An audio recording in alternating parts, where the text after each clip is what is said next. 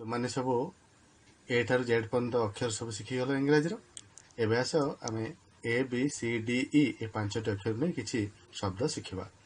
A for apple, B for ball, C for cat, D for dog आउ E for elephant. तुम जान लो A B C D E तुमने आम जानले A for apple, B for ball, C for cat, D for dog आउ E for elephant. एवं आस आम ए पांचटी अक्षर शब्द मान को नहीं किसी काम करवा।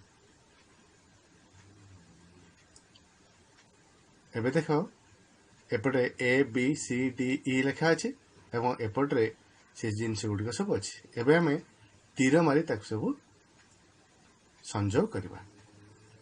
ए रे एप्पल, बी रे बॉल, सी रे कैट, डी रे डॉग, ई रे एलिफेंट।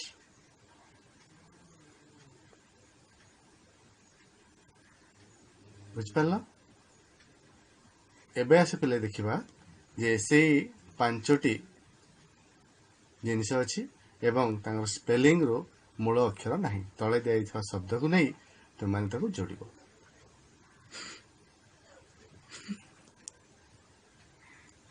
एबे देख पिले आम जोड़ीदेले एप्पल पाखे ए नथिला, बॉल पाखे बी नथिला, काउ पाखे सी नथिला, डॉग पाखे डी नथिला और एलिफेंट पाखे ई नथिला। आम जोड़ीदेले A B C D E जोड़ीदेले। एबे आस पिले देख पुणी आउ थे A B C D E अच्छी एपटे सब चित्र गुड़िक अच्छी। एवं आम ताको स्पेलिंग लिखा जमती A for apple A P P L E, B for ball B A L L, C for cow C O W, D for dog D O G आउ E for elephant E L E P H A N T.